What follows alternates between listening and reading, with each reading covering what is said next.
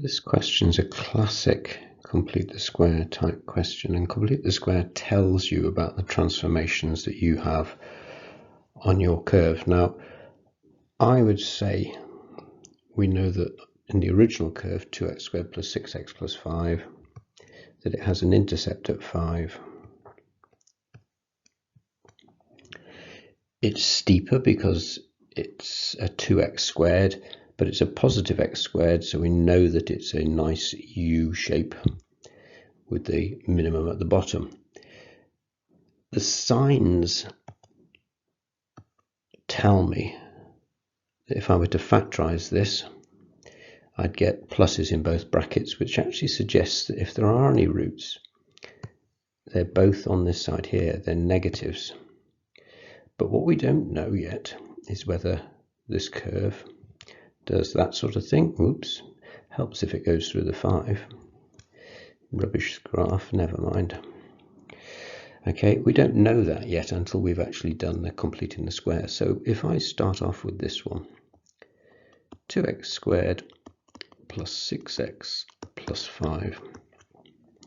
Now, looking at the form they want it in, it's pretty obvious that the first thing I need to do is to pull out my common factor of 2. So I've got to divide each of the terms in my trinomial, my 3 terms, by 2. So I'll get x squared plus 3x plus 2.5 or 5 over 2.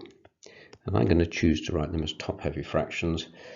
Now, what I need to do is to complete the square on this bit. So we know that x plus a all squared, if we multiply it out, would give me x squared plus 2ax plus a squared. So therefore, it follows that my x squared plus 2ax will always be x plus a all squared minus a squared. So if I look at what I've got here, I've got to halve this number here, which is going to be 3. So I'm going to have to write a double bracket here because I'm going to square this. X plus a half of 3, which is 1 1/2, 3 over 2, minus, now I've got to square 3 over 2, and I'm actually going to choose, in this case, to write it as 3 over 2 all squared, and you'll see why in a minute, plus 5 over 2.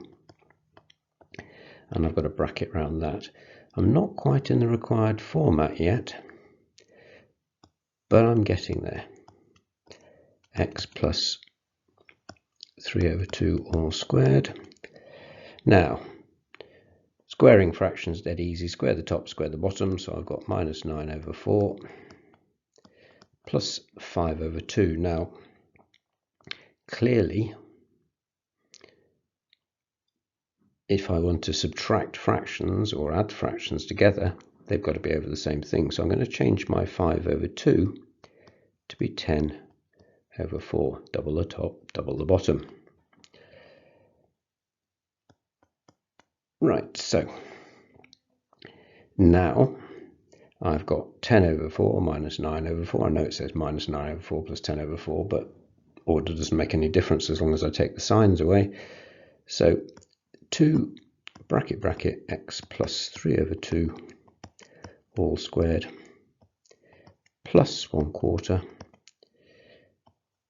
and the format I need actually requires a bit of a multiplication through by the factor 2 again. X plus 3 over 2 all squared plus 1/2. So now this tells me certain things about my curve. I knew that I had an intercept at 5, and I could tell that from my original graph. It tells me where the line of symmetry is. The line of symmetry for that particular curve is where x plus 3 over 2 is equal to 0. In other words, at minus 3 over 2, minus 1 1/2. It tells me that this curve is tighter than my standard x squared curve, and my minimum point is there at plus 1/2. So in this particular case, I have got quite a tight curve. I've got a minimum at 1/2 or 0.5 if you prefer. Okay, and hence Truhin actually means that you must use what you've just been doing. So the idea of completing the square is to give you the transformations that go. So my minimum value is this positive 1/2. So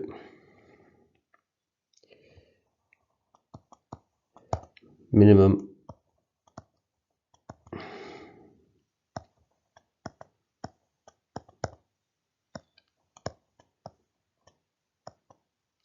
can't spell now.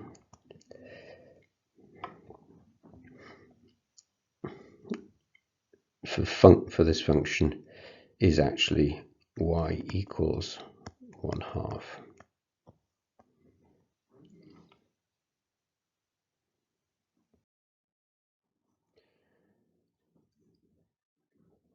Back where I normally like to be. I've got coordinates.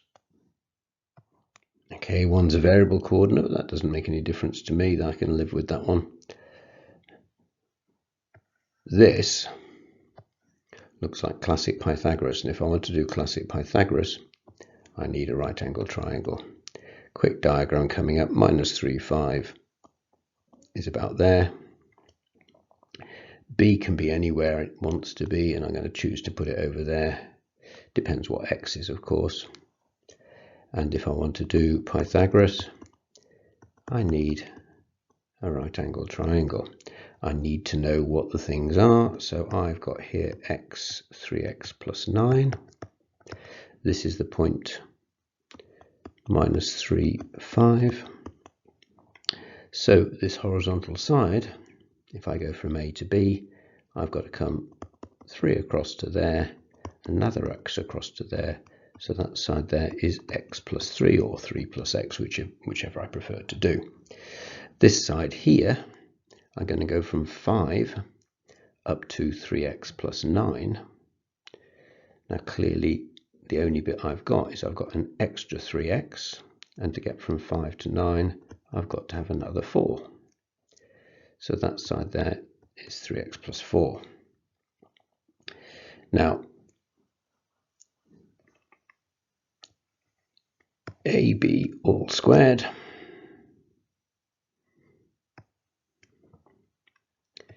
is going to be x plus 3 all squared plus 3x plus 4 all squared. Because I'm finding the hypotenuse, we know it's going to be an addition. Okay, if I was doing this numerically, I might write it a different way, but it'll work okay here. X plus 3 all squared, relatively straightforward. I used it earlier. X plus a all squared is x squared plus 2ax plus a squared. You could think of that as a binomial expansion of Pascal's triangle if you like. But here I can just write this one down without too much problem. X squared plus double my 3 gives me 6x plus 3 squared is 9. I've got to do a bit more work on this one. Okay, but it will still work. Okay, except of course this time my x term is 3x, so I'm going to have 9x squared. And then I'm going to have 2 times 3 times 4, because it's 2 times 3x times the 4.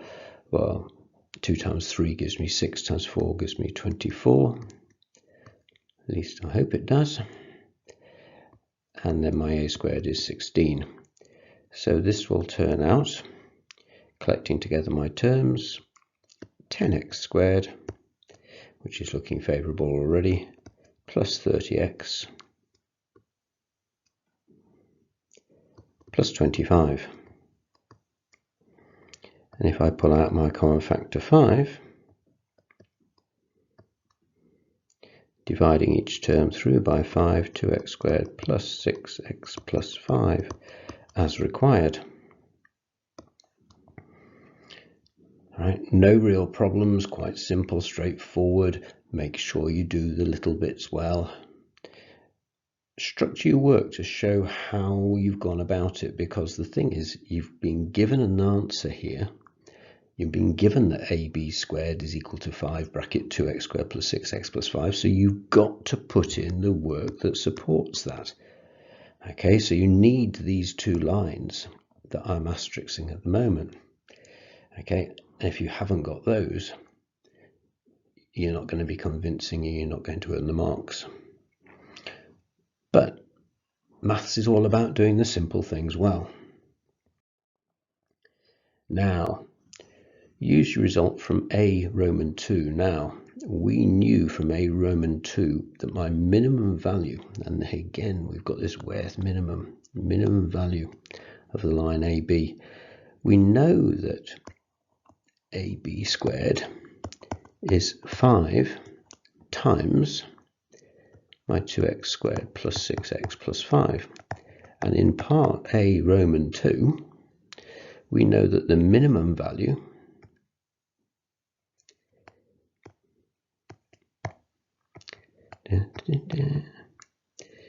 is that y is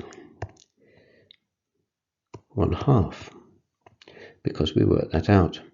So therefore what we get is the minimum value of AB squared is 5 times 1/2.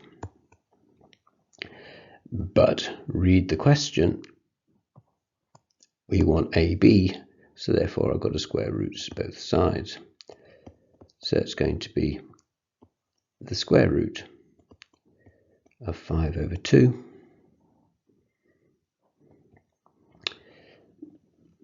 which isn't really worth faffing around with. Except that the question asks for half of the square root of something, slightly irritatingly, but we do tend to leave things in surd form without surds on the bottom, so fair enough, I guess. And so we can see what we have to do. Because we have root 2 on the bottom, we times the top and bottom by root 2. The top then becomes root 5 times root 2, which is root 10.